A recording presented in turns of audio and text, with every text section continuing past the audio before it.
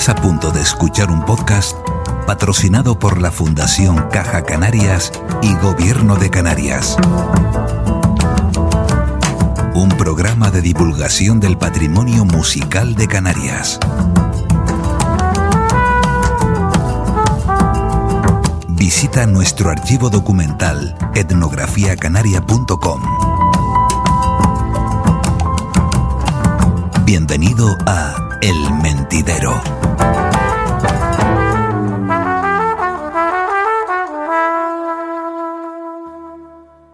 Bueno, pues damos la bienvenida a espectadores y oyentes a esta edición del Mentidero dentro de Etnografía Canaria. Tenemos al compañero Jonás en el control de sonido, Jonás García, y también, por supuesto, Jonathan Rodríguez a toda la cuestión de la imagen.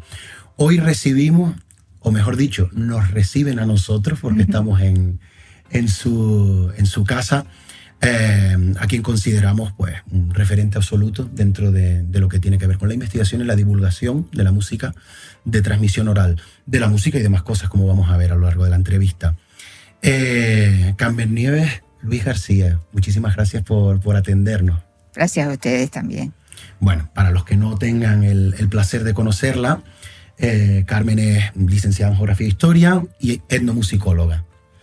Entre muchas otras cosas, porque van a ver que hay muchísimas inquietudes y muchísimas áreas a las que ha atendido, ¿no? ¿Puedo intervenir? Por supuestísimo, las veces que quiera. Yo no soy etnomusicóloga, te explico. Yo hice Geografía e Historia, era la carrera inicial, y luego hice musicología, porque en España no existía la etnomusicología. Pero era la única especialidad que tenía contenidos relacionados con el tema que a mí me preocupaba. Yo no me podía ir fuera de aquí porque tendría que ser en el extranjero. Claro. El dominio de las lenguas, Alemania. No, de ninguna manera me podía ir. Entonces la única forma fue hacer musicología. Pero me especialicé en etnomusicología. Entonces soy especialista en etnomusicología y sobre todo en la música tradicional nuestra, ¿no?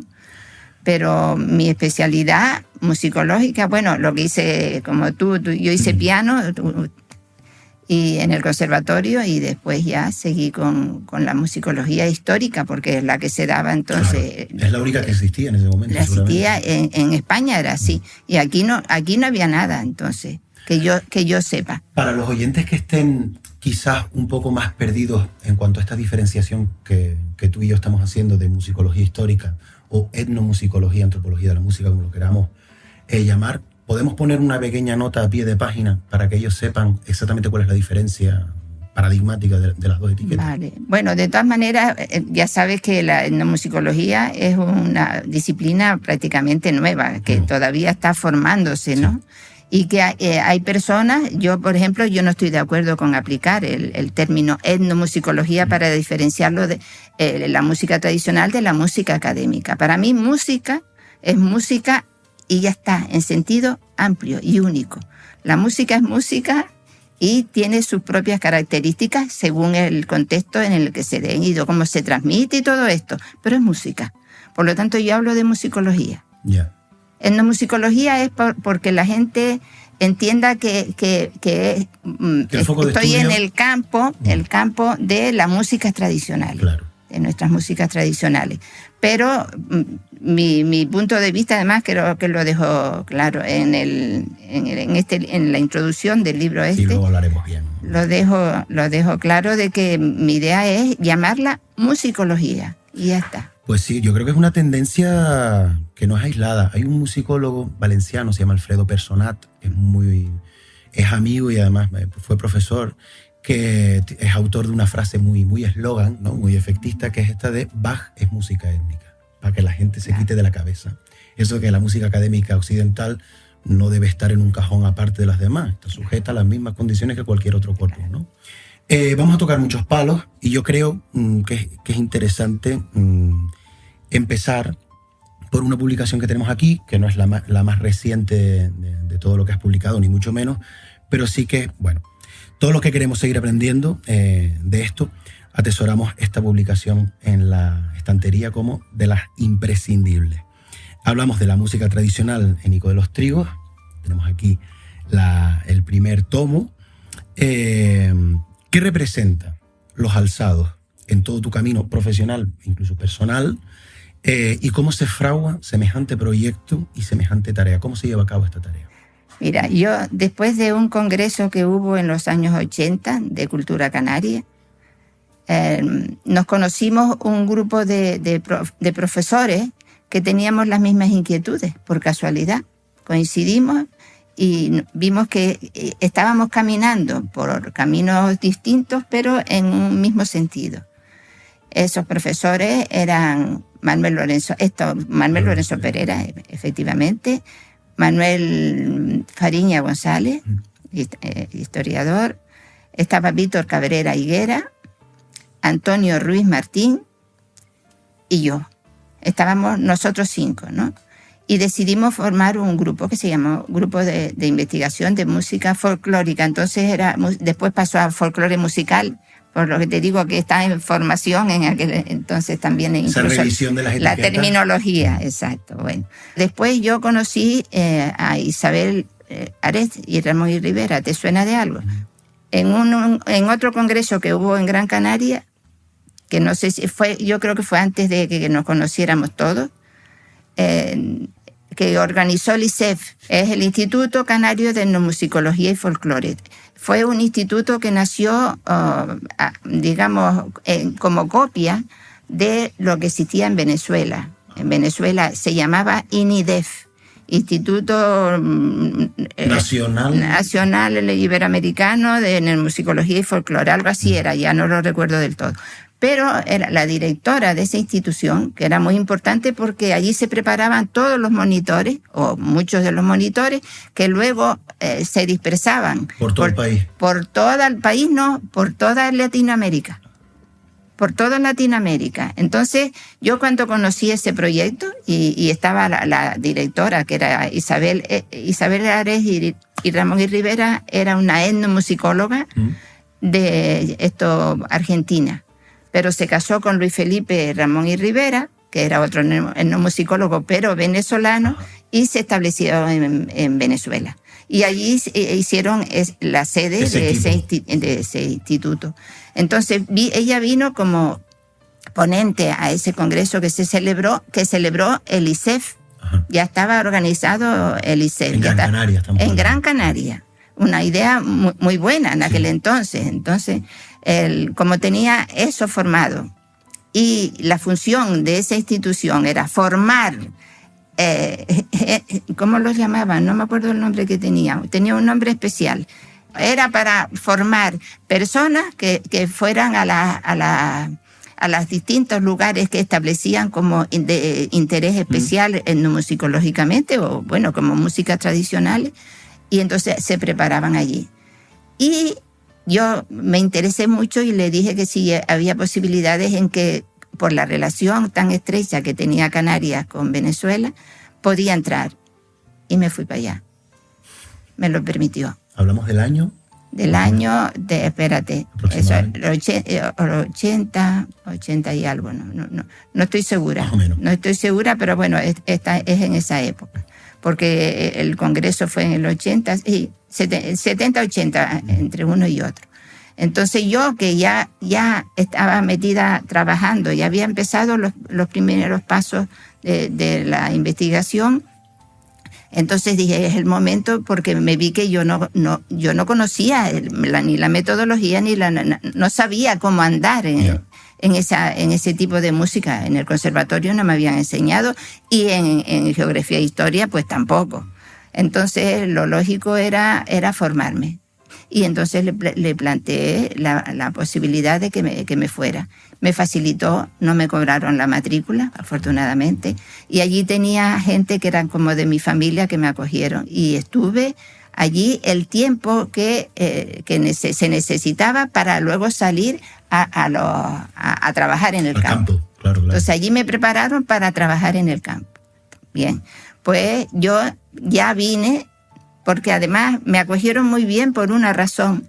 Allí había habido un investigador y un musicólogo estoy preocupado sobre todo por la docencia, la enseñanza de las músicas tradicionales, que era de aquí y era muy valorado, era un líder dentro del equipo que había en el INIDEF, era un líder. Y entonces este hombre, pero falleció, había fallecido hacía poco tiempo en un accidente. Fue una verdadera lástima y para ellos fue una pérdida tremenda, ¿no? Y quizás por eso, que yo era canaria también, pues, el eco de él no me saldrá más tarde, cuando la memoria funcione. Cuando te venga lo dices. Vale. Y entonces, pues nada, estuve allí el tiempo que exigían para seguir a las misiones de campo, vaya. Misiones de campo. Misiones de campo. Son misiones, las misiones en tal sitio, misiones en tal, un término aplicado histórico, ¿no? Sí, también. Muy curioso. A mí me prepararon para venir aquí. Y yo venía con todo un proyecto, porque yo al mismo tiempo me preocupé de ver cómo hacían los proyectos, cómo los preparaban, y venía preparadísima para preparar un proyecto clara, aquí, sí, para saber cómo aplicarlo, y ya que el equipo que ya estaba formado, pues plantearlo en el equipo, y hicimos un proyecto y lo presentamos al Cabildo. Pero ese proyecto, según me dijeron después, más tarde, había ido a parar a la basura.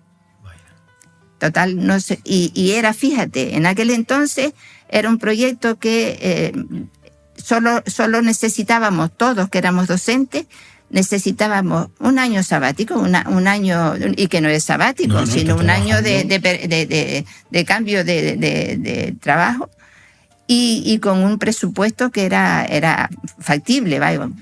Sí, que no era ninguna locura. ¿vale? No. Entonces dividimos la isla, era de Tenerife en principio, ¿no? Dividimos la isla en comarcas. En comarcas y según las comarcas culturales que había, pues empezar por una. Y si mal no recuerdo, en pocos años podíamos hacer el trabajo de campo en todas las comarcas de Tenerife. Fíjate lo que no se hubiera perdido. Pero como no fue aceptado, no nos quedó más remedio decir, somos conscientes de que este trabajo hay que hacerlo, porque en poco tiempo va a desaparecer. Los informantes van a fallecer, por desgracia. Va a haber una desaparición muy grande, porque ya habíamos hecho algunos trabajos de campo y tenemos que seguirlo haciendo como sea. Yo ya conocía los alzados, porque había hecho en el trabajo de campo, había hecho ya una grabación justo con la parranda de la familia Los Alzados. Ahí fue donde me enteré del término alzados y todas esas cosas que dije, ¿y dónde estoy yo? Parranda Los Alzados, familia Los Alzados, lomo Los Alzados. ¿Qué tiene que ver este término con el histórico? Y ahí fue el primer interrogante que se me planteó.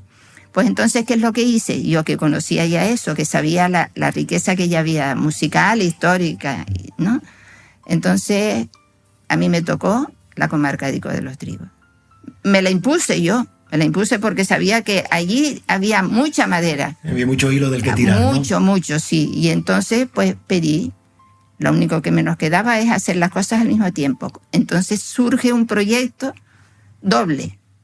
Un proyecto de investigación por mi parte y otro de docencia. Porque allí íbamos a investigar y aplicarlo a la educación al mismo tiempo. Y eso es lo que hicimos. De ahí surgió el grupo. El grupo no estaba previsto hacerlo, sino yo daba mis clases de música, exigía ya en ese momento, porque yo tenía otras experiencias, yo había tenido experiencias en Weimar, y tenía música académica y música tradicional. Una horita para una y otra horita a la semana. Y ahí empecé. La primera, ya si has visto el documental, ahí explico cómo lo primero que hacíamos siempre es que cada uno propusiera qué quería saber o qué quería trabajar, y así se eligió la música tradicional de allí, empezando por la ISA. Y ahí empezó todo. Y de ese paradigma inicial, formativo, etcétera, ¿cómo llegamos a este pedazo de publicación? Pues en principio, caminando dentro del centro, según iba evolucionando el proyecto educativo, paralelamente iba desarrollándose la investigación. La parte documental primero. Todo, claro. Pero es que tuve la suerte de que convertí a mis alumnos, porque yo soy de Freinet, fui siempre del colectivo Freinet, y la investigación en el aula era importantísima, sobre todo por Francesco Tonucci y todo esto que proponen esa metodología, y que yo descubrí que era la manera más idónea para verdaderos aprendizajes en los alumnos. Ellos mismos lo reconocen si has visto el documental. Entonces, a partir de ese momento, los niños ya eran pequeños investigadores, pero yo estaba detrás. Entonces, según ellos iban investigando en apartados, en contenidos determinados, muy colocados concreto. en su sitio, ¿vale? Y luego estaba la docencia. Ellos iban recabando, digamos, eran como ellos eran los parte es como subalternos de la investigadora en este caso, ¿no? Exacto, sí. Ellos eran el contacto. Ellos eran los contactos. Se llevaban su aparatito para grabar en determinadas cosas, naturalmente, no en todo, en cantares, en todo. Bueno, yo todo eso lo conservo, ¿no? Y entonces, pero yo iba detrás. Y allí donde hubiera cosas que grabar de otra manera, no en el aparatito que yo les di, eran chiquititos y eran transistores que no tenían mucha calidad, pero ya yo iba y grababa. Y así se fue creando una documentación básica, que fue la que se utilizó y sigue utilizando para todo lo demás. Me imagino que tendrás también mucho material. Sin duda, bueno, desde aquí, desde nuestro espacio, de verdad, que recomendamos encarecidamente que se acerquen a este material, que es una lectura muy amable, donde el informante está en el centro de la escritura. Y bueno, puedes estar toda la vida recorriéndolo y no llegarás a terminarlo. Es un libro para mí de consulta, un libro para todos los días o toda la semana ir ahí, curiosear. Oye, mire, pues vamos ahora a la ontología. Oye, aquí cómo viene la partitura. Es un hobby casi. Ha habido gente que me ha dicho que se lo ha leído todo de pe a pa, pero es que no es un libro para leértelo como si fuera una novela. Es un libro que es de consulta. Sí, sí. Y para lo que lo necesites, porque además tiene el capítulo introductorio es de los alzados, es la historia de todo el trabajo que por fin, cuando se decidió a empezar a publicar, vi que el primer capítulo tenía que ser aquel interrogante inicial que se me planteó cuando me hablaron de los alzados. Yo no lo llevaba en mi proyecto, hacer un grupo para difundir. Surgió por el camino. Surgió por el camino al verse que ellos hacían cosas que en los chicos ya de octavo, los mayores, tomaron conciencia y dice, bueno, ¿y ahora qué hacemos nosotros con esto, Carmen Nieves? Porque esto no es lo que hace la gente por ahí. Entonces decidieron hacer un grupo y no tuve más remedio. A partir de ese momento se acabaron mis vacaciones y me convertí en una turronera que iba por todas las fiestas, difundiendo por todo, pero no, en absoluto me importó. Pero eso me permitió un montón de vivencias con ellos, con toda la gente. Y ahí estaba la familia Los Alzadas, ahí estaban los últimos pastores, los últimos cabreros de los alzados. Uno ya desgraciadamente ya cochineros, me imagino que habría alguno también, ¿no? También, había de todo. Son famosos los cochineros de había de todo, pero como un valor incalculable era la presencia de los cabreros, los últimos cabreros de los alzados. Entonces, y estaban conmigo, eran cantadores. Y yo viví con ellos un montón de cosas que me hacían pensar, Dios mío, esto tiene un valor incalculable. Esto es especial, ¿no? Esto es muy especial. Te puedo poner una anécdota. El que todavía vive, que se llama Adolfito, sí, una persona entrañable, donde las haya, una persona que yo le tengo un muy especial cariño, ¿no? Y íbamos a una actuación que nos habían invitado, creo que era en Lanzarote, y él tenía que dejar sus cabritas. Y entonces cuando estábamos esperando por la guagua que nos recogiera allí en el colegio, lo vi tan triste y como con los ojos medio aguados. Dije, ¿qué le pasa a Adolfito? Lo llaman Adolfito. ¿Qué le pasa? Las cabritas, las dejaba detrás. eso significa mucho. Sí.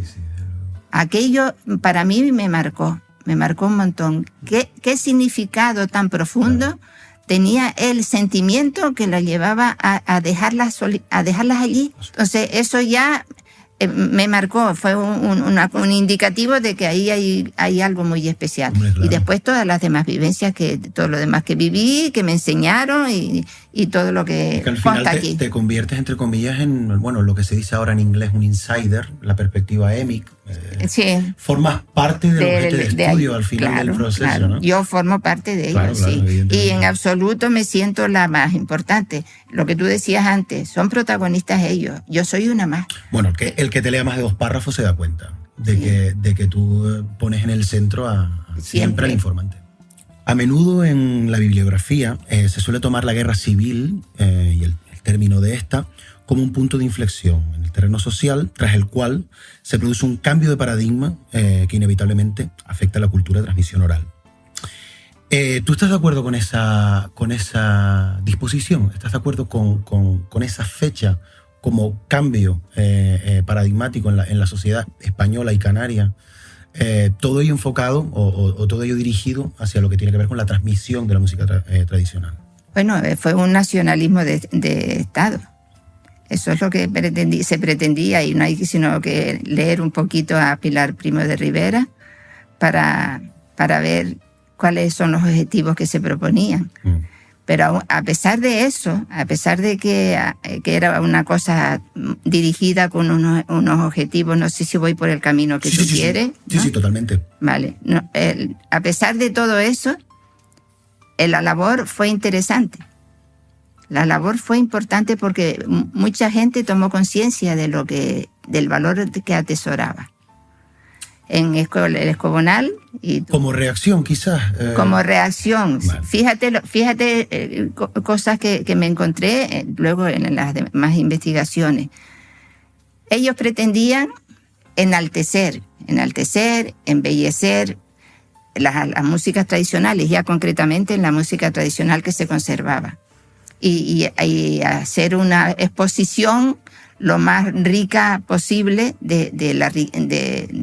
valga la redundancia, de la riqueza de la cultura musical española, ¿no? Española, siempre con ese calificativo. Pero no todo el mundo estuvo conforme con ella, porque ese deseo de la sección femenina de enriquecimiento de lo que era tradicional, no todo el mundo lo aceptó, y hubo quien se negó a participar. Y la respuesta fue, cuando querían hacer esos cambios: yo he hecho así esto como me han enseñado a mí los míos, y esto no lo cambio nunca. Porque consideras que en aras quizás de vender esa imagen unificada de la cultura española, muchísimo material se queda por fuera. Claro. Todo aquel que de alguna manera pudiera se saliera del pantone de colores que interesaba al régimen, hablando claro, ¿no? Naturalmente, claro. Sí, y en Canarias tenemos bastantes expresiones que se ajustan a esa... Claro. Luego el maestro Manuel Lorenzo Pereira sacó un libro divulgativo que a mí me encanta. El de los alzados. No, el del folclore maldito. Bueno. Donde él dice, es divulgativo evidentemente, pero él dice que la voz maldito la emplea un poco para meter de una manera evidentemente artificial en un mismo saco todas esas expresiones que se salían de lo que el aparato propagandístico de la dictadura tenía en mente, ¿no? Entonces todas aquellas cosas que tuvieran que presentar a cualquier característica que se salía de esa visión unificada del folclore español o de la música tradicional española, quedaba fuera automáticamente. Pero eso no era solamente con la dictadura. Esa fue la actitud de la Iglesia a lo largo de estaba condicionado por la Iglesia a lo largo de toda la historia. No hace falta sino recorrer los archivos para darnos cuenta de la persecución que tenían los cantos dentro de la Iglesia. La Iglesia siempre se mostró muy cortante con lo que podía ser vulgaridad, con lo que podía ser, llámalo paganismo. Yo por eso no me gusta la palabra maldito, no es maldito, porque eso quiere decir que la gente que lo utiliza es vulgar. Ya, te entiendo. Y me gusta ese calificativo. Hay que decir, perdón que te corte, él en el prólogo aclara que es una licencia casi poética, que no es una etiqueta real. Pero está en el título y entonces que se queda marcado, porque es lo primero que ves, ¿no? Pero bueno, da igual. Pues entonces la Iglesia era la que tenía el papel más importante para atajar, si podíamos aplicar ese término, ese tipo de cosas, y sobre todo si se hacían dentro de la Iglesia, y dentro de la Iglesia se hacían muchas cosas. Sí. Se hacían muchas cosas y entonces ellas fueron los primeros en atacar y de alguna manera intentar cambiar todas esas. ¿No? Exacto. Dar forma a las cosas. Exacto. Ahora Dar forma de acuerdo con las ideas que tenían, que claro, después con el franquismo, Iglesia-Estado, también había... Bueno, sí, de hecho todavía en los libros de historia se denomina la dictadura como nacionalcatolicismo. Claro. O sea que, sí, nacionalismo de Estado, pero catolicismo, claro. Totalmente. Y una pregunta. Muchas veces en la bibliografía aparecen determinadas expresiones como los saludos de los pastores al niño Dios en La Palma, o los mismos tajarastes que entran en la iglesia, que no dejan de ser quizás expresiones que proceden o que tienen ciertos parentescos con el paganismo, pues, a falta de unas palabras mejores, ahora tú me las mejoras. ¿Cómo choca el hecho de que los sincretismos religiosos y culturales se dieran en el seno de la Iglesia con que ahora en el 20, en plena dictadura, se le pase una tijera a esas mismas expresiones que siglos atrás, quizás 3, 4 siglos atrás, probablemente, o corrígeme si me equivoco, estaban impulsadas por la propia Iglesia, porque al final eran un elemento para vender su religión, su nueva religión y su liturgia? Claro, la evangelización, esa era la forma una manera fácil de conseguir la finalidad que tenían de evangelizar. Exacto, ¿no?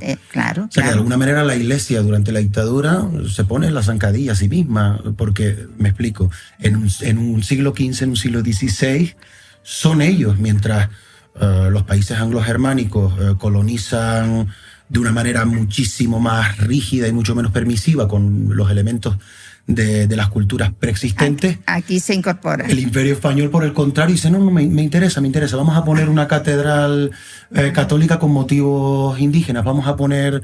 era como más integradora, y luego en el 20, paradójicamente, es la propia Iglesia la que empieza a barrer esos elementos del mapa. ¿Es posible esto que estoy diciendo? Claro que es posible, y ha ocurrido, naturalmente que ha ocurrido. Pero no hay que olvidar que aparte de los elementos que se incorporó a la Iglesia con esos fines, hay otros que también lo desestimó. Evidentemente. Son dos cosas. Lo que le interesaba, porque podía cumplir los objetivos que ellos habían propuesto de evangelización, sí, sobre todo, y de dominio, porque en el fondo es dominio, ¿no? Eso se conservaba. Eso se conservaba. ¿Y lo demás? Exacto. Pero gracias a eso, por ejemplo, se conservó ¿qué pasa con el baile del tambor? Pues sí, claro. Si no hubiera sido de esa manera, probablemente hubieran claudicado y si los perseguían. El hecho de haberlo incorporado como un baile tradicional, que no era exactamente como se hace, desde luego. Bueno, evidentemente habrá ido cambiando también, ¿no? Bueno, que sí cambió, pero afortunadamente se mantuvo hasta el siglo XX de esa misma manera. Y tenemos fuentes de todo eso. Tenemos fuentes de todo eso, sí. No todo iban a ser malas noticias. ¿Conoces el libro de Don Isidro? Ortiz. Último. Ortiz. Don Isidro Ortiz. Sí, por supuesto, sí. Bueno, pues, lo tenemos en el apartado de bibliografía, lo tenemos recomendado. Importantísimo, igual que el de José Ángel Viera. Sí, por supuesto. Y no tanto el del romancero, porque... Romancero es de trapero, ¿no? Sí. Ha hecho como tres ediciones del romancero. Y le ha dado tal importancia al romance. A la parte literaria, ¿no? Sí. Que fíjate lo que ha ocurrido. Te lo puedo enseñar, si quieren. Hay una colección de música gomera. No sé si la conoce. Creo que son 5 o 6 CDs son. 3 de ellos, creo que son 3 de ellos, es de música tradicional. No aparece el nombre del baile del tambor. Solo aparece el nombre romance. En general, que el romance realmente Apela más a la parte literaria, quizás. Naturalmente, es como si fueras a poner un repertorio de folías y lo llamaras cantares. Octavas reales. O coplas. Da Sí. lo mismo, pero cantares, que es el nombre tradicional. Yeah. Eso no se puede hacer. Claro. ¿Qué es eso? ¿Dónde está el nombre del baile del tambor? ¿Desde cuándo el baile del tambor se puede quedar reducido a al romance? A una de las caras del prisma. Es una cara. Falta la musical, la dancística, claro. La religiosa, por supuesto. Y luego el añadido de que se considera como una danza romancística. No siempre fue así. No siempre es danzado, de hecho, ¿no? No, sí. Siempre es que eso es danzado. muy importante. Es baile, toque y canto. Las tres cosas en una sola. Y viene de nuestros aborígenes.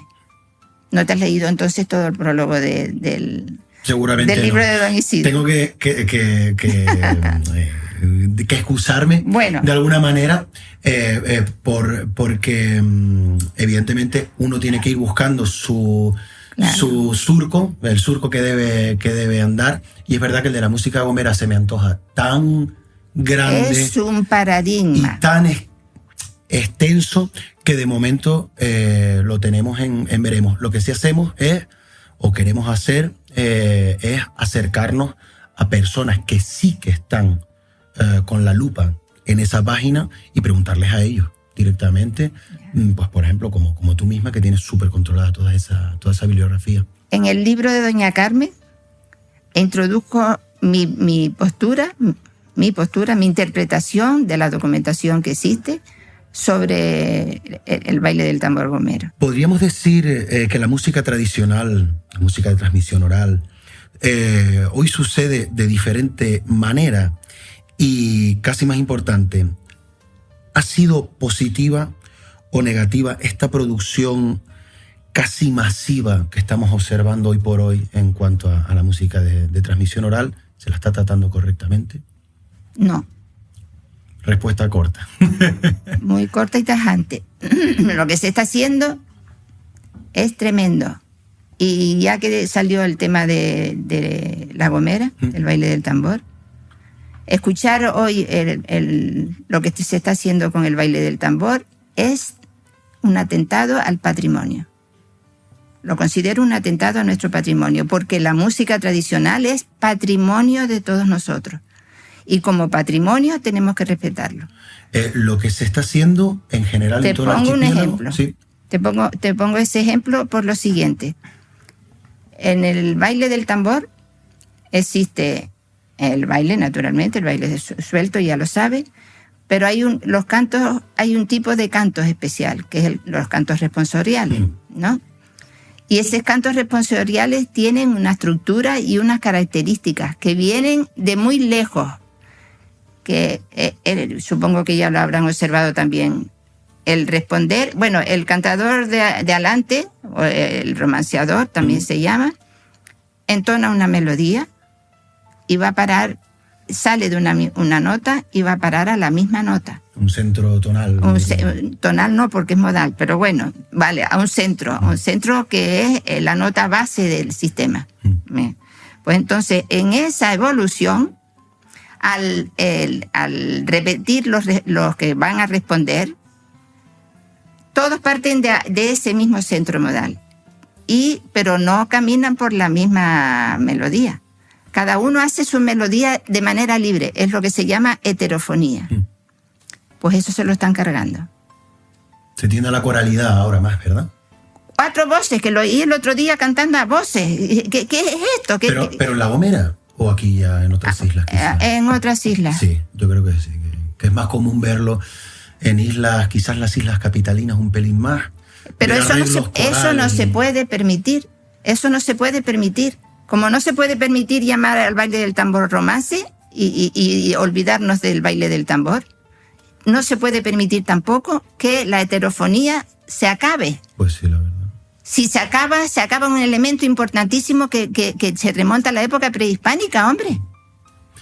Sí, porque además, si alejamos el zoom y vemos en la totalidad del globo, nos daremos cuenta de que la coralidad, la polifonía, pues son expresiones recientes y y comunes, y la heterofonía, en cambio, es otra cosa, y hay que aprenderla, hay que mamarla, hay que alguien me dijo una vez de que querían aprender la música gomera, y dije, vayan allá.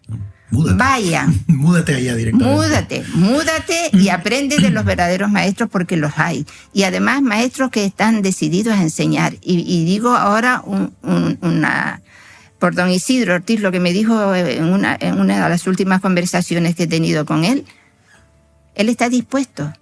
Él no puede ya bailar, no puede hacer lo que hacía, pero sí puede decir cómo se tienen que hacer las cosas. Claro. Y está dispuesto a hacerlo, y para eso sería muy útil para él y para su salud, y para sentirse útiles, y no acuden. Te pongo otro ejemplo, para que es más cercano a nosotros. ¿Qué pasa con la malagueña? Nuestra malagueña nunca fue un canto dramático Es mentira. Eso quizás responde al fenómeno sabandeño, prácticamente, ¿no? Por ahí pueden ir los tiros, pero fíjate lo que le han quitado a la malagueña. Era el baile más animado que había. De todos los bailes, el más animado.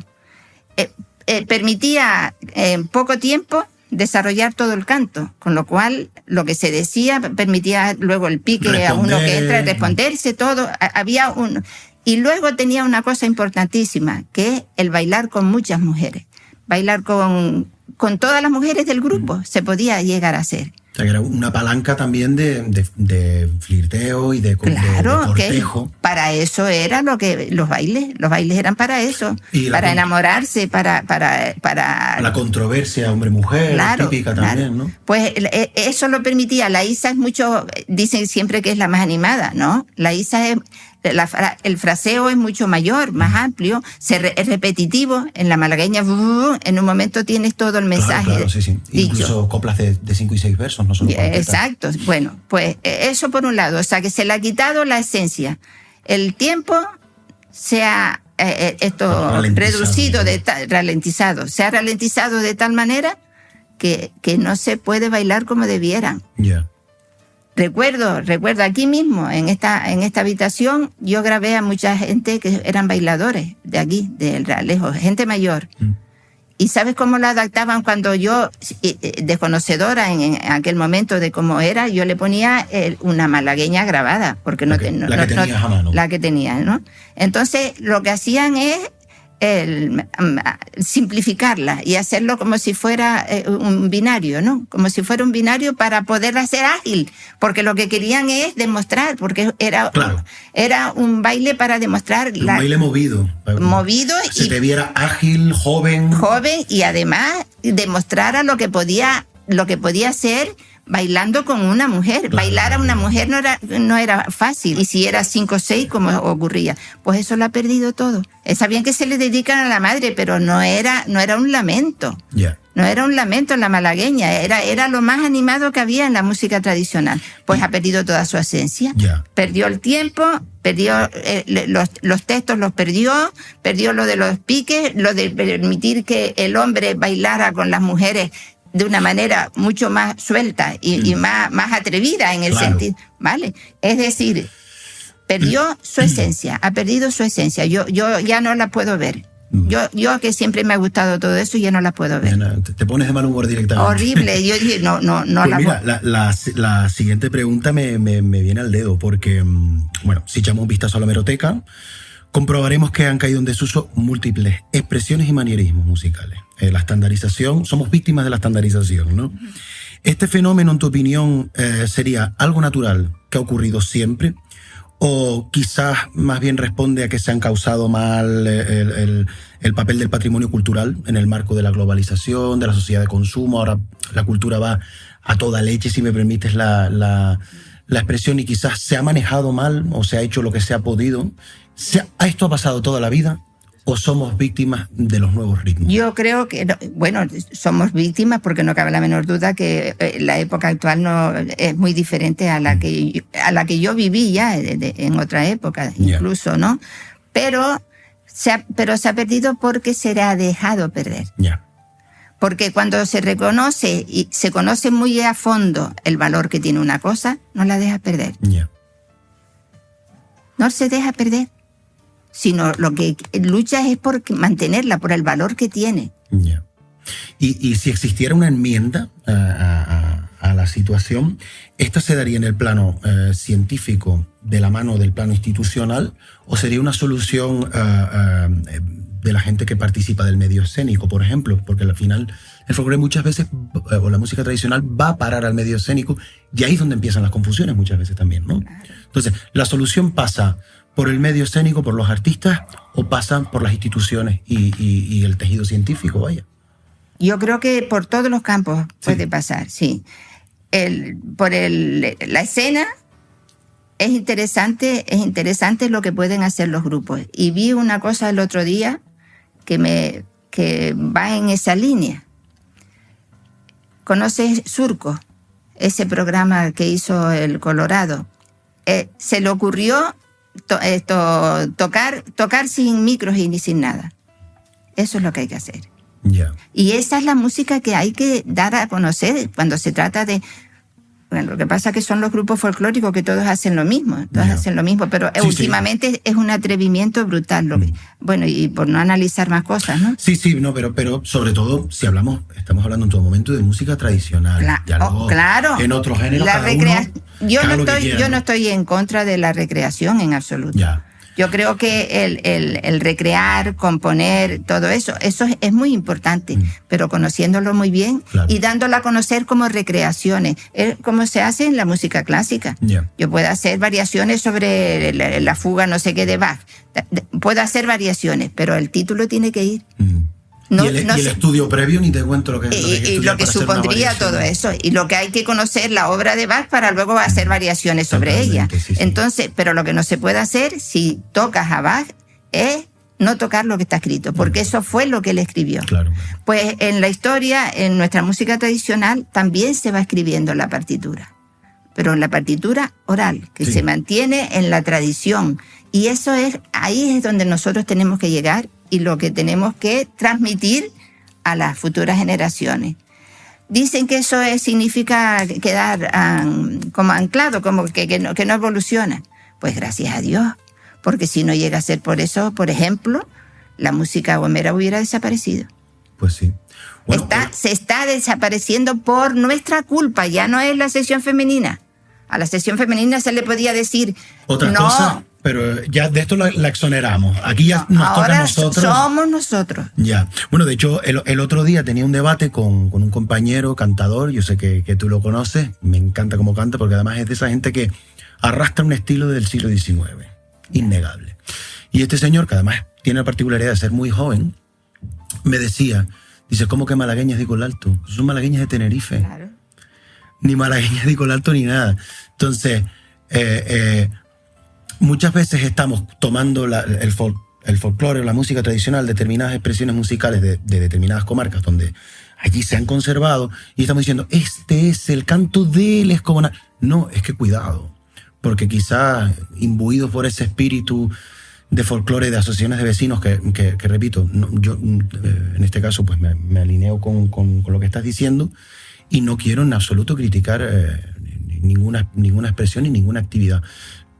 Pero es verdad que si tuviéramos quizás un sistema de formación antes decías monitores, si tuviéramos nosotros una misión musical o musicológica, quizás dedicando los mismos recursos, las mismas horas, en los mismos espacios, podríamos hacer algo totalmente distinto, ¿no? Yo me alegré cuando vi que este domingo hizo la prueba esa al final del acto. Vamos a tocar fuera de los micros. Y tocó y cantaron y se oía perfectamente. Se escuchaba la nube, ¿cómo es? ¿Cómo es? Es que eso es lo que tenemos que hacer. Eso es lo que tenemos que hacer. En una ópera se escucha, bueno, ya últimamente cuando son en ambientes abiertos y todo esto, en conciertos al aire libre, entiendo que se ponga algún tipo de micro, pero de ambiente. Ambiental. Exacto. Exactamente, pero no para las voces ni nada de eso. Son voces para escucharlas. Ese es el gran valor. Yeah. En la ópera, la zarzuela o cualquier tipo de género, ¿no? sea, que te iba a preguntar si el medio escénico y artístico tienen responsabilidad en esta cuestión. Por supuesto. Queda contestado sobre la marcha. Sí. Porque, bueno, después a nivel institucional, que tú decías, sí, instituciones, por supuesto. Las instituciones tienen que velar por el patrimonio. Está en la ley. Sí, es obligación, de hecho. Está en la ley. Si en la ley se recoge que hay un patrimonio musical tradicional, ¿no? Y está, entonces, ¿por qué no se cuida de que eso se cumpla? Como se hace en la arqueología, como se hace en cualquier documento histórico, eso hay que cuidarlo. Hay que cuidarlo porque nos viene así. Pueden decir, no, es que eso sigue la evolución. No. Los bailes, folías, ises y malagueñas ya han dejado de hacerse. Tuvimos la suerte de llegar en el momento oportuno de encontrarnos con la gente que siempre los bailó. Pero ya han dejado de hacerse, perdón. Eso ya llegó así. Y nos ha llegado así, nos lo han enseñado. Tuvimos la suerte de encontrarnos con la gente que lo había hecho siempre y aprender de ellos directamente. Eso no ocurre con la danza histórica, por ejemplo. Ya. En la danza sí, perdón. Tu idea es que eso para. Tu idea es que eso llega paró. un momento que paró. Paró porque que empezaron las orquestas de viento, todo esto, los bailes en las verbenas, todo eso, y los repertorios. No hay que sino ver las verbenas actualmente, o los bailes actualmente donde se hagan, que los repertorios ya son otra cosa. En las orquestas del Escogonal, que tenemos un montón de fotos de primeros del 20, ya vemos que los timples y muchos instrumentos que hoy consideramos tradicionales y tal, no hacían su aparición. Eran 2 laúdes, un violín, 3 guitarras, y a tocar habaneras, pasodobles y cosas que a lo mejor no eran folías e isas, ¿no? Ya, pero es por eso, porque llegó un momento en que se dejaron de hacer. Se dejaron de bailar. Se dejaron de bailar, que se mantenían en algunas parrandas, desde luego yo me lo tropecé en Ico del Alto, yo me los encontré en Ico del Alto, todo eso. Entonces, ¿qué hay que hacer? ¿Quiénes son los que deciden cómo se tenía que tocar, cómo se tenía que cantar y cómo se... Ellos, porque ellos son los que trajeron la tradición hasta ahora. Ya. Ahora, a partir de aquí, lo que se está imponiendo es lo que se hace en los escenarios, que llevan una parte de destrucción, como hemos dicho, etcétera, etcétera. Sí. Y no ocurre lo mismo en otros lugares, porque se pueden ver grupos de la península. En el norte de España, en Asturias. Preciosos. Preciosos, y a lo mejor no tienen sino 2 instrumentos. Dos instrumentos. Y 4 géneros en total. Exacto. Pero lo hacen como tiene que hacer. En plaza, pie de plaza. Como tiene que hacerse, hombre. Es totalmente cierto. Y lo que pasa aquí es que en los trajes todo el mundo se preocupa. Es fácil mantener los trajes tradicionales, pero luego en la música no se hace. Porque se considera pobre. Y se le empiezan a añadir todas las cositas que... Arreglos musicales y toda esta historia, ¿no? ¿Crees que nuestro complejo como sociedad postcolonial, nuestro complejo como españoles en miniatura, como quieras decirlo, ha jugado algún papel en esta sinergia de abordar el folclore musical con vergüenza a veces y sentir que tenemos que añadir guirnaldas y sentir que tenemos que añadirle... Sí, eso es latente, eso está desde el principio. Es el monstruo que está de fondo ahí. Está, sí, es la infravaloración de lo nuestro. Pero eso forma parte de todos los sistemas colonialistas. Eso, en todos sitios donde ha habido colonia, es muy difícil que los colonizadores reconozcan el valor que eso tiene. Son las propias personas que son los portadores los que realmente saben de ese valor y lo respetan y lo quieren mantener de esa forma. Incluso puede ser que encontremos 2 ambientes aquí, una pequeña diferenciación entre el ambiente más capitalino y los ambientes más de pueblo. Y es que yo, una etapa de mi formación fue en Santa Cruz y era gracioso que yo cantara folclore. Mira, este niño. El mago, me dijeron alguna vez. Sin embargo, siento, ahora que tenemos la suerte, entre otras cosas con este proyecto, de andar los coles, de andar los centros para explicar algunas cosas que a veces damos por sentadas y que hay niños de 12 años que nunca han escuchado música tradicional y es quizás una alarma que se nos dispara al equipo y a mí, que esa respuesta no existe tanto en los pueblos. ¿Tú has visto también esa diferenciación de esas 2 sociedades? Me hace recordar lo que le ocurría a unas niñas que tenía yo de alumnas arriba ya. Habíamos empezado a trabajar los romances, los cantos de los romances y todo eso. Y ellas estaban muy orgullosas de cantarlo. A lo mejor uno era de su abuela, el otro era de quien sea, pero que era de gente conocida, ¿no? Y en las excursiones que ella hacía, porque estaba en un grupo, no un grupo folclórico, sino en alguna escuela haciendo alguna cosa estaba ella. Ellas eran varias hermanas, y entonces cuando iban de excursión con esas otras niñas, no las del colegio, se burlaban de ella. ¿Por qué iban romanceando o algo de eso? Porque cantaban esas cosas. Pero llegó el momento en que se sintieron orgullosas y siguieron haciéndolo. Eso es lo más importante, eso es lo que tenemos que seguir. Conseguir sentirse orgulloso de lo nuestro, porque tiene en su sencillez una belleza incalculable. Y que realmente podemos copiar ese modelo a otras regiones del mundo. Pues claro. Que tú le explicas a un señor de Tennessee que aquí hay gente renunciando por vergüenza a la música de sus ancestros, y ese señor te va a decir, ¿qué estás diciendo? Yo que tengo 200 años de historia nada más y me sale una botella de Coca-Cola de 70 años y te la vendo $1 millón. Claro. O sea, estoy seguro que mucha gente vería el caso canario como inexplicable. ¿Cómo avergonzarse de algo que muchas veces viene del siglo XV, otras no, otras del XIX? Da igual de no una cuestión de antigüedad, ¿no? Sí. Pero que no deja de tener un valor impresionante. Además, está ese efecto Galápagos, como llaman ahora algunos escritores, en el que muchas cosas se pierden en el continente y se mantienen en las periferias. Pasó con todo el tema de la cultura celta en Irlanda, con el tema de la cultura nórdica en Islandia, y aquí en Canarias también tenemos varias expresiones que antaño fueron comunes en el continente, allá desaparecieron y aquí las tenemos vivas, ¿no? Claro. Pues ha llegado el momento de sacar pecho con eso, ¿no? Yo creo que sí. Y me alegro de que seas joven y que pienses como piensas, bueno, porque no estoy eso solo, me da esperanza. No estoy solo. Pues nosotros tampoco estábamos solos, pero vemos que toda la labor que estábamos haciendo, porque todo el grupo nuestro, que luego se ha ampliado con Moisés, sí, con Emeterio, con Fabiola, ahora que reflexionamos después de tantos años de docencia, porque todos llevamos esto a la docencia. Todos. Manuel Fariña González, él es el que inició, tuvo un papel muy importante en ese trabajo. En el grupo de educación, de la Facultad de Educación. Exactamente.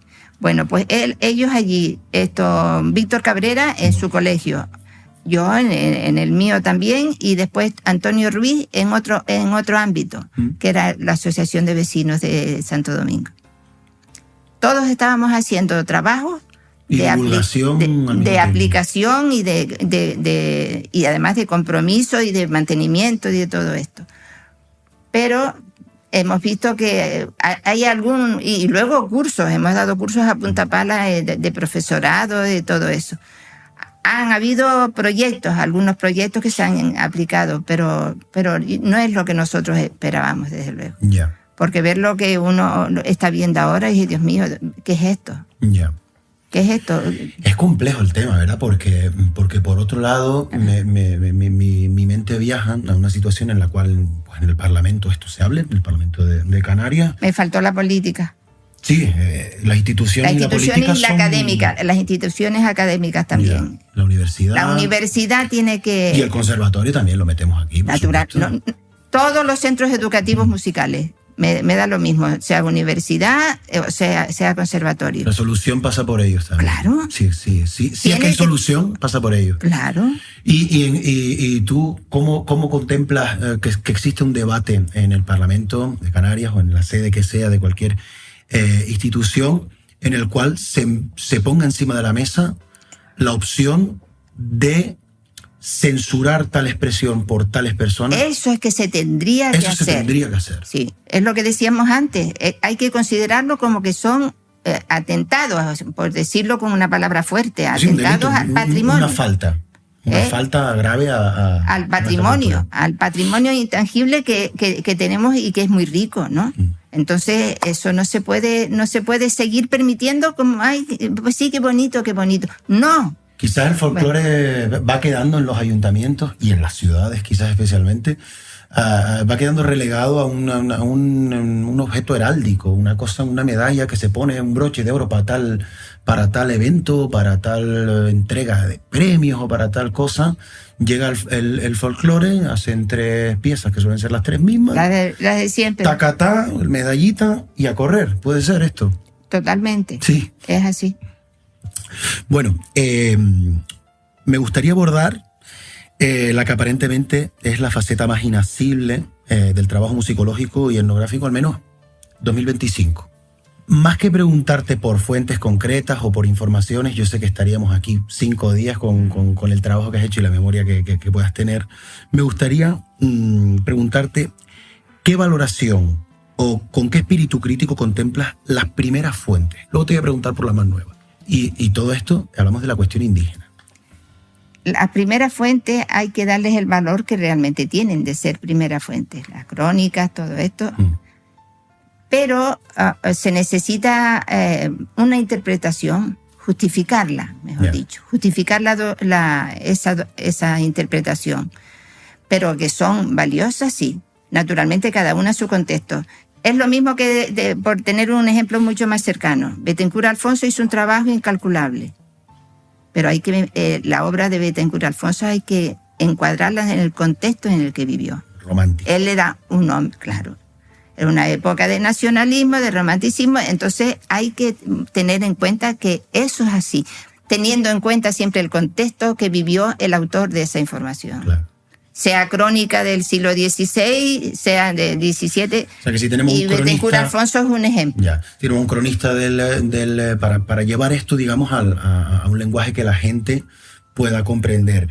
Si tenemos un cronista del siglo XV en el que me dicen que tal guanche medía 2,5 metros, ya yo tendré que pasar el filtro y decir, claro, es que si tumbas a una persona de estatura normal, tu hazaña es menor y como tú lo que quieres es esta epopeya caballeresca y tal, pues te viene bien decir que has tumbado a un gigante. Yéndonos al 19, tú hablas de Juan de Betancur, podemos hablar de Álvarez Rixo, podemos hablar de diferentes fuentes.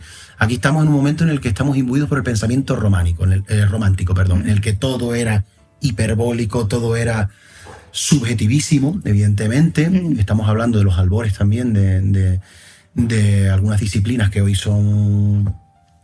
La antropología y todo eso. Sí, sociología, la antropología, la sociología, la misma musicología. Ve sus inicios en el 19. Entonces, bueno, hay que pasarle un filtro a lo que ellos dicen, ¿no? Porque a mí me da la sensación... Yo creo que el filtro lo da el contexto propio. Claro.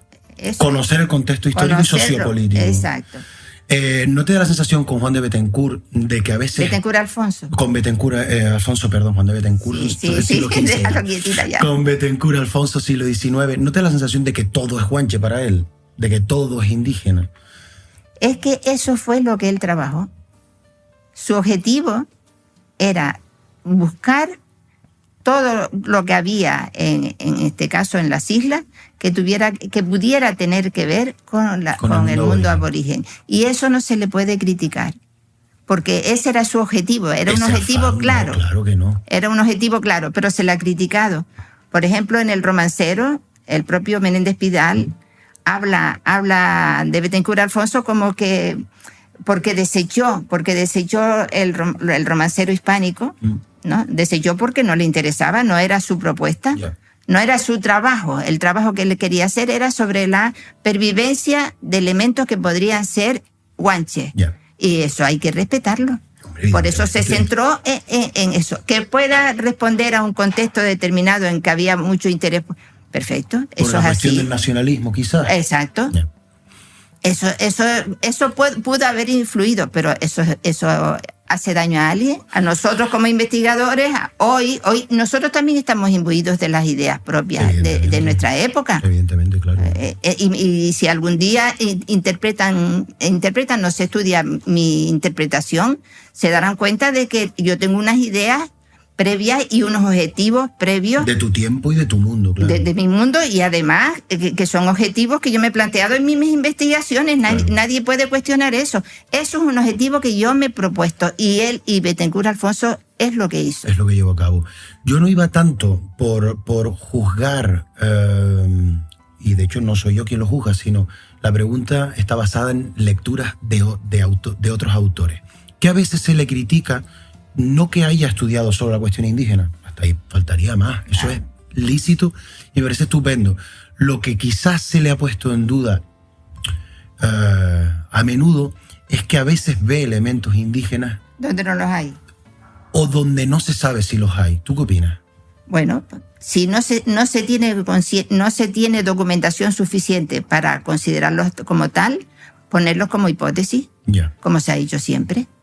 En los estudios históricos se hace así. O sea, que quizás es un problema de tono a veces a la hora de redactar. No, sí, es una manera de decir, esto podría ser eso, para eso están los condicionales. Siempre que no tengas la documentación, pero si tienes una documentación que tú puedes interpretar de esa manera y te la justifica, eso es otra cosa. Y ahí lo puedes afirmar. Y además otra cosa, con respecto a que todas las cosas aquí han venido de fuera. Aquí no se ha creado nunca nada. Ese es un punto de partida de todos los investigadores de aquí. Canarias no ha sido capaz de hacer nada por sí sola. Todo nos ha venido de fuera. Si viene, ya te pongo lo de un arrorró. Un arrorró que se conserva también en la península, ¿no? De ahí vino. Pues no.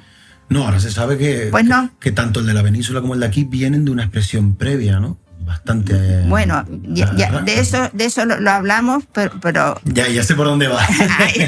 hay ejemplos de que no siempre ocurre así. Por lo tanto, si se dice, no, eso vino de Asturias, por poner un caso, demuéstralo. Claro. Demuéstralo. No porque el hecho de que allí exista una cosa igual, porque pudo haber sido llevado de aquí. Una exportación como tantas y tantas que tenemos Como registradas. tantas. ¿Qué pasa con el canario? Exactamente. Del canario se ha dicho, bueno, últimamente cosas que no estoy de acuerdo tampoco con Lothar, pero hay que tener en cuenta que existe la posibilidad de una ida y vuelta de cultura. De hecho, existe el registro, el caso del fandango y la malagueña en México y vuelta, ¿no? Tenemos un ejemplo más. Y que rara vez las cosas suceden en línea recta y de una manera sencilla. Yo sé que la gente necesita que nosotros esloganicemos todo, porque ellos necesitan salir de aquí con un eslogan para probablemente luego por su cuenta vender X idea o X cosa. Bueno, pues esas cositas son de las que ocurren y que no están documentadas. Solo parten de la idea de que allí existe, y si allí existe, como allí existe, aquí tuvo que venir de allí. Claro. No hay otra forma. Y no, porque aquí pudo haber existido, hay cosas que han existido y que salieron de aquí para allá. El zapateado del canario, por ejemplo. Vamos a dejarlo. Vamos a dejarlo hasta, venga. Bueno, muy interesante. Seguimos además con el romancero, porque recientemente ha visto la luz una publicación de tu autoría que lleva por título Mujer y música tradicional en Iga, Tenerife, estudio de un caso Doña Carmen Hernández Olivero. ¿Qué podemos encontrar en él? ¿Qué nos puedes contar? Esa es una historia tan bonita. A ver. Mira, cuando yo empecé a preocuparme de la música tradicional nuestra, y les cuento cómo partí, o de dónde partí. A mí siempre me gustó la música tradicional. Yo soy de Palo Blanco. Sí. Allí viví mis primeros años. Mi padre era de allí. Después que se casaron, se fueron a vivir a la casa de mis abuelos. Y mi casa está, porque todavía permanece, pegada al camino real que iba a la cumbre. Yo escuchaba a los arrieros cuando iban cantando o venían cantando de la cumbre. Y aquello a mí siempre me llamó la atención. A mí la música siempre me gustó, mi madre también, bueno, todas esas cosas. Aparte que disfruté mucho de las verbenas de la fiesta de Palo Blanco. Ahí aprendí a bailar, pero de la música tradicional ya entonces habían grupos. Aquí ya había algún grupo folclórico, pero mi madre no me dejaba salir. Era salir de noche y ya no me dejaba. Pero después que me casé, yo seguí viniendo a mi casa todos los fines de semana y escuchaba los ensayos y ya tuve libertad para ir y fui a aprender. Bueno. Después de eso yo di clase en Weimar, que fue mi primer destino, después que hice las oposiciones. Y allí quise, como sabían que había estudiado en el conservatorio, querían que diera clase de música. Yo dije, doy clase de música, pero entonces doy de las dos. Voy a enseñar los bailes también, que yo estaba aprendiendo en el grupo. Pero cuando ya había enseñado la ISA, que era el punto de partida, en aquel entonces era la ISA siempre, me enteré de que había un señor en Arafo, que era el mejor bailador que había en esa época, y que procedía de la Orotava, de Aguamansa. Se llamaba don Juan González Fariña.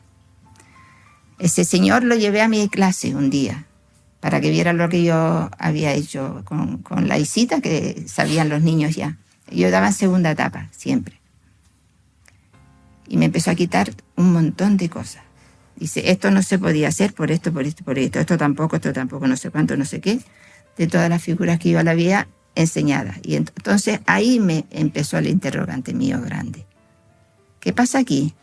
¿Por qué yo estoy aprendiendo eso de esa manera? ¿De dónde sale esa forma de bailar? Aquí, la que yo había aprendido. Y cómo era realmente eso cuando don Juan fue mi primer maestro. Cuando don Juan me dice que eso no podía ser de esa manera. Bueno, pues ahí empecé. Ahí tiraste del hilo. ¿Y sabes lo que hacíamos después? Íbamos a Arafo los sábados a buscar a don Juan para que viniera aquí a enseñar a un grupo que como yo pensábamos lo mismo y nos reunimos en lo que hoy es la Casa de la Cultura, que era la OGE. En aquel entonces era la OGE. Pues ahí partió todo. De ahí, de don Juan. Él fue mi gran maestro. Mi gran maestro, el que me hizo ver que lo que se estaba haciendo no era correcto. Quizás lo que se estaba haciendo venía heredado de toda esta sinergia de la sección femenina, claro, de preparar los bailes para el escenario, de coreografiar las cosas. Ahí empezó la supeditación de la música tradicional al escenario. También la tenemos contemplada en este medio, es decir, nosotros no establecemos un criterio valorativo entre un paradigma y otro. Es verdad que esa manera de entender el patrimonio, o en este caso la música y la danza de transmisión oral, es muy abundante y lo encuentras a patadas, y lo que estamos hablando ahora, si no escaso, inexistente ya prácticamente, ¿no? Ya. Esa manera, esa danza, en este caso entendida a la antigua, de mira, aquí no puedes coger a tu pareja porque tú no puedes tocar a tu pareja, tú un baile de X tiempo, no, por poner un ejemplo. Sí, así fue. Eran cosas relacionadas sobre todo con el tipo de relación, valga la redundancia, que había entre hombre y mujer. Habían cosas que no se podían hacer, coger por el codo y bueno, una serie de cosas. Bueno, pero entonces yo a partir de ese momento, ¿qué es lo que hice? Empezar a revisar dónde estaba la música tradicional en las publicaciones. Toda la literatura que entonces estaba publicada, que había alusión. Y una de las cosas que me encontré, y fue muy importante, el Romancero General de las Islas Canarias, La Flor de la Marañuela, que se publicó por Diego Catalán en el 69. Bueno, pues lo que hice fue, porque no contiene música naturalmente, pero sí tiene alusiones a música, y empecé a ver, hice un listado de todo Tenerife, me cogí todo Tenerife, que era el campo de mi trabajo. Alusiones a la música. Las alusiones que había, pero también la edad que tenían las informantes, para ver si yo en aquel momento, eran los finales de los 70, 80, encontraba todavía gente que sus romances los cantara, para ver qué música tenía. Y en el recorrido, la primera persona que me tropecé fue doña Carmen Hernández Olivera, una señora de aquí, de al lado de casa, que resulta que tenía relaciones con mi familia, porque mi abuelo paterno era de La Puente y ella era de la zona que está a caballo entre la Cruzante y la Orota, y la Perdón. Pues entonces trabajé muchas horas con ella, porque la sabiduría era tremenda, y era tal que le dije, doña Carmen, tenemos que hacer un libro porque usted sabe demasiadas cosas. Fueron más de 9 cintas de 90 minutos. Madre mía. Pero nunca paró. Entonces, como le dije eso, yo me comprometí a hacer un libro, un trabajo. Estaba entonces el premio Viera y Clavijo, que ahora se ha retomado de nuevo, la casualidad se tomó de nuevo. Pero yo quería preparar el libro entonces para presentarlo al premio Viera y Clavijo y que el premio fuera para ella. Claro. Para ella. Pero justo ese año se acabó. O sea, lo clausuraron, no continuaron adelante. Y siempre quedó latente en mí el compromiso que contraje con ella, porque además yo la veía siempre en las Navidades. La iba a ver y siempre me tenía alguna cosa. a la nieta le decía, Carmen Elena, toma nota de esto para que se lo deje a Carmen Nieves, o para cuando Carmen Nieves venga, porque ella tenía conciencia de lo que sabía y del valor que tenía. Era una persona extraordinaria. Y de una memoria... Mucha intelectualidad también, no sé. Mucho. Y una memoria extraordinaria. Yo no me... En aquel momento fue un impacto muy, muy grande. Bueno, yo no me he tropezado. Y además... Si te fijas en La Flor de la Marañuela, ella es la que tiene mayor número de romances. Ah, sí. Sí. Y en el que publicó Trapera ahora, que es general de Tenerife, pero que no es general porque le faltan muchas cosas, pero que también lo reconoce como la mejor romanceadora. Y eso que no está recogido todo lo que está aquí. Una memoria porque ella me dijo que a quien le recogió, que fue una estudiantes de filología, ya no sé si lo habrás leído, María Jesús López de Vergara. No. Bueno, son dos que estudian filología románica. Y entonces el Cabildo les dio una beca, fíjate, una beca para recopilar el romancero. Y la que recopiló los romances en la Cruzanta fue una señora de allí, justo de la Cruzanta, que conocía a todas ellas y también de gente de Ico del Alto. Bueno, pero ella fue la que lo recogió. Pero me dijo, la llamaba Mercedes, la señora murió hace muy poquito, Mercedes se llamaba, Mercedes Morales. Pero ella le daba vergüenza decirle todas las cosas que ella sabía. Y me dijo Carmen Nieves, yo no le dije a ella todas las cosas que yo sabía porque no se podía. Porque algunas eran de contenido más verde. Verdito, o que como era de la élite de la Cruzanta, de las personas ricas, estudiaba filología, imagínate. Le daba vértigo decirle no, se mantuvo siempre así, pero a mí no. Conmigo ya llegó una amistad y un cariño. Dio rienda suelta ya a esa memoria. Exactamente. Que muchas veces la gente que se acerca a la música tradicional la ve como algo muy casto y muy de museo, y no hay nada más verde ni políticamente incorrecto muchas veces que esa jarta de gente dando alimentivo y buscando humor en unas vidas que eran vidas duras. Y el humor tenía que ir en consecuencia. Pero tenían una alegría innata que en cuanto dejaban de trabajar era tremendo. Yo en Ico del Alto, por todos lados, ¿verdad? Sí, yo la verdad que he podido escuchar y leer también muchas coplas e incluso romances. De verdad que más de uno todavía hoy, en 2025, se escandalizaría. Sí, por supuesto. El libro me imagino que aborda la cuestión literaria, la cuestión meramente romancero. Del romancero. Y el cancionero, pero porque ella no solamente... Esto es un cancionero y un romancero de higa. Yeah. Porque yo además de ella es el eje central del libro. Sí. Pero luego lo completé con la información, con todas las demás que aparecen en La Flor de la Marañuela, todos los demás romances de esa zona, más lo que yo había grabado también, y de esa manera es como el contexto completo. Yeah. Y luego tiene la parte introductoria, ¿no? La primera parte, que es el estudio el estudio histórico de todo el contexto. Interesante. Y ahí es donde me meto con los cantos responsoriales. Porque hay cantos responsoriales recogidos aquí. Es que mucha gente, entre ellos yo, podríamos pensar que en Tenerife no hay romancero responsorial, ni hay nadie. Sí. Lo hubo quizás. No. Y queda hasta el siglo XX. Hasta el siglo XX. Pues esa parte concretamente, bueno, todo me parece interesantísimo, pero esa parte yo creo que viene a tapar un agujero importantísimo en la bibliografía. El canto de los segadores que habla Bethencourt Alfonso, eso existió aquí. Tú tienes un ensayo, si no recuerdo mal, en el Museo Canario solo sobre los cantos de segadores, ¿o estoy yo equivocado? Bueno, eso fue un trabajo que hice hace tiempo, una ponencia en Murcia, pero no se llegó a publicar. No, yo leí el abstract, yo tengo ese PDF. Sí, pero bueno, eso fue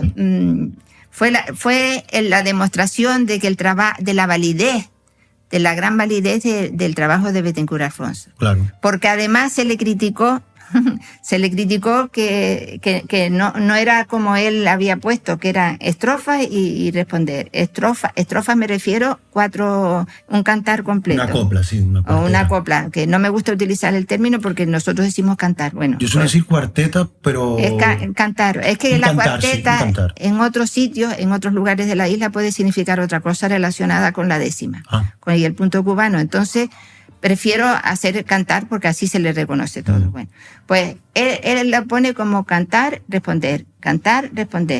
Y se le critica. No, eso era así también. ¿Y por qué se le critica?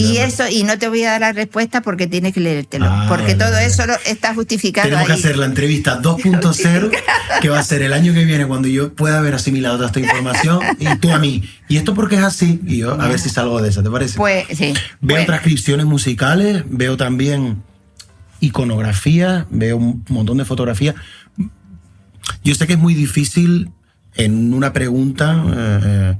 sintetizar. Bajar a tierra y sintetizar tantas ideas, pero ¿qué podemos encontrar musicalmente en el romancero de Higa, por ejemplo?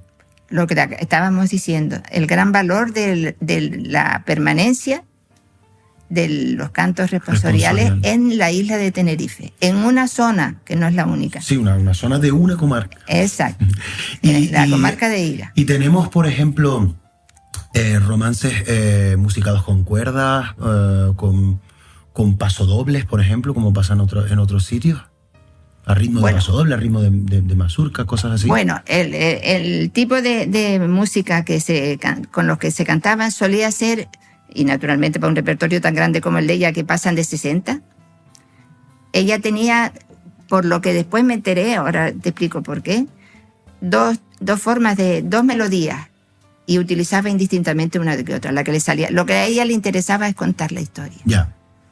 Era tan importante para ella eso que terminó por asimilar muchos términos del romancero en su uso normal. Tendría un léxico muy superior a la de la gente que la rodeaba. Muy rico, sí señor. Bueno, pues entonces a ella tuve la desgracia de que sus hijas decían que no sabía cantar, con lo cual no la dejaron que cantara los romances.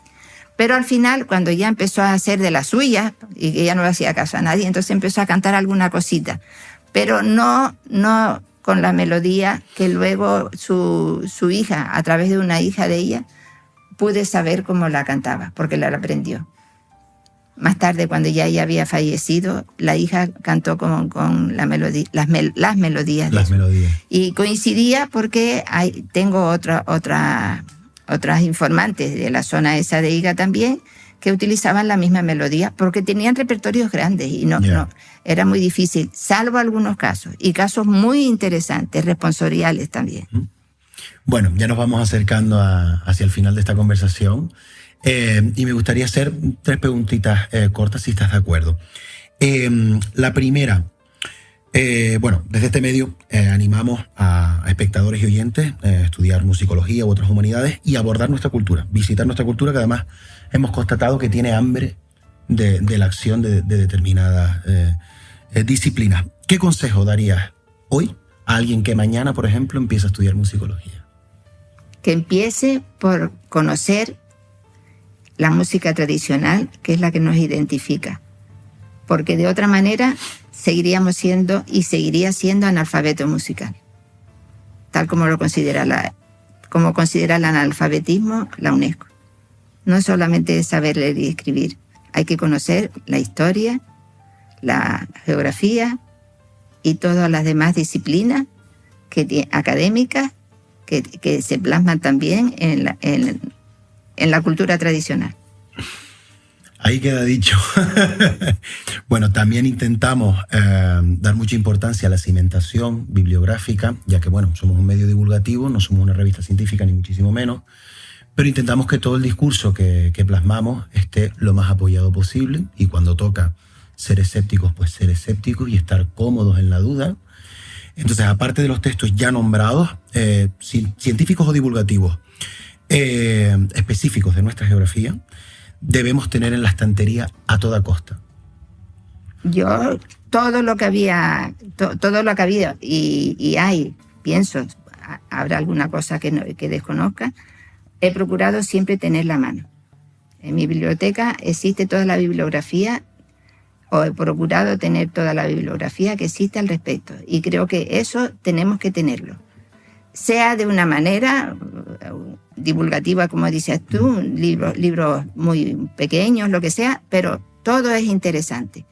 Y analizarlo, tenerlo en cuenta, depende del tema de investigación que estés realizando.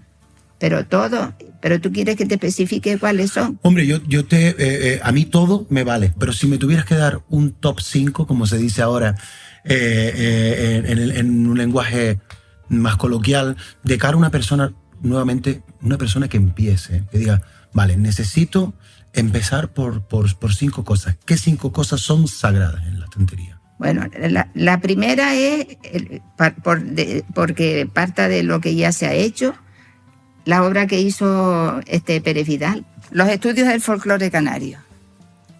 Yo partiría de aquí, naturalmente añadiendo todas las cosas posteriores, porque esto se sigue. Vale. Luego, como nuestra cultura está muy relacionada con la española, naturalmente los libros de música tradicional en España, de Emilio Rey, del Conservatorio de Madrid. Y también, las dos son de ella. Esto es los libros de música tradicional en España, bibliografía de folclore musical español. Esto es fundamental, porque también tenemos que comparar muchas cosas de las que nosotros tenemos con la península y establecer, pero con argumentos y con documentación, la posible relación que pueda haber entre... Posible, exactamente, sí. Permeabilidades. Como posibilidad tipo. O no posibilidad, o con firmeza, porque hay documentos suficientes para poderlo acreditar. Tanto para firmar tanto para allá como para negar. acá. Exacto. Bueno, eso naturalmente como libros, digamos, de bibliografía, nada más. Claro. Sí. Claro, porque después hay más obras. Sí. Al final estamos buscando eso, pues, una toma de contacto, una primera toma de contacto.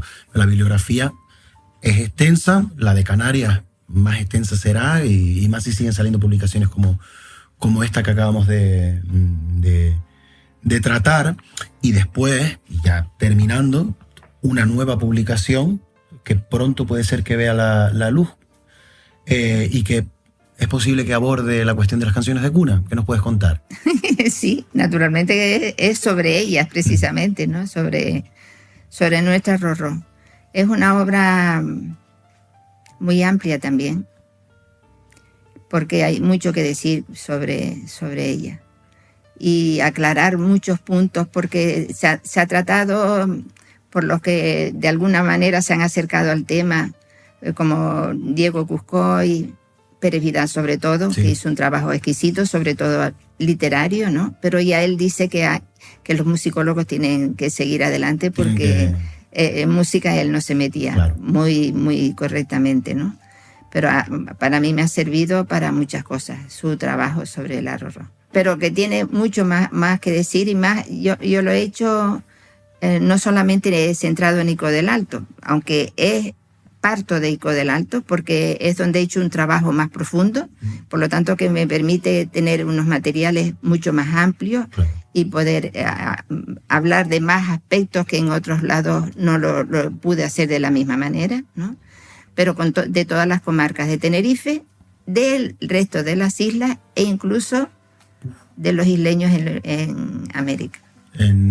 Solamente en el área del Caribe, que es donde yo trabajé. Cuba, Luisiana y Venezuela. Que ahí tenemos un libro estupendo de la segunda jornada para el estudio de la música tradicional, donde tú tienes un apartado que trata precisamente la cuestión de Luisiana, interesantísimo.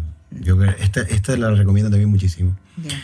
Bueno, pues con muchas ganas de leer de que vean la luz esa publicación también sobre la Rorró, que además tiene la particularidad de ser nuestro himno por cosas del destino y de la política. Yeah. Y bueno, pues una pieza muy interesante. Una cosa muy curiosa, que se pensa, había gente que pensaba que no existía sino el Rorró de Power. De Teobaldo Power, claro. Bueno. De los cantos canarios. Claro. Se pensaba que ahí quedaba todo. De hecho, cuando yo eso lo propuse como tema de mi tesis doctoral. Ajá. que nunca hice porque además no voy a hacer porque no vale la pena. ¿Para qué quiero yo una tesis doctoral? Entonces, pensaron, sabes que tiene que pasar por una especie de tribunal donde se hace una valoración y lo consideraban muy corto el tema. Pues a eso les respondo que hay recogidas o trabajadas, por lo menos, cerca de 2 centenares de cantos de cuna. Y eso es corto. Y es corto, estoy segura, porque habrá mucho más si se profundiza de la misma manera que hice Nico del Alto. Claro. Se profundiza en otros lugares también. Pero me permite llegar a conclusiones que aclaran cuestiones y aseveraciones que estaban equivocadas. Claro. Bueno, Carmen Nieves, ha sido un placer enorme esta conversación contigo. Hablo por mí, por todo el equipo, cuando te digo que... Espero haber sido clara, porque esa siempre es mi preocupación, aunque a veces la pasión me puede... Cristalina ha sido. Sí, no, la Espero verdad que se me entienda. Tener una persona de tu talla intelectual, con tu bagaje... Muchas gracias, pero de todas maneras no soy una persona de una talla tremenda. Soy una persona trabajadora y que me gusta hacer las cosas con rigor, porque son nuestras cosas y se merecen un respeto. Pues sí, la verdad que lo hemos podido comprobar. Y cariño también.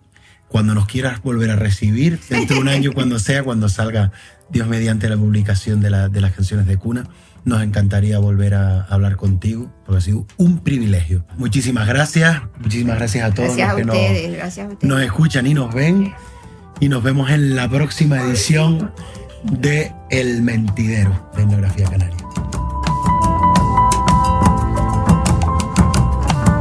Para no perderte ningún episodio, síguenos en tu plataforma de audio favorita o en nuestra web etnografiacanaria.com.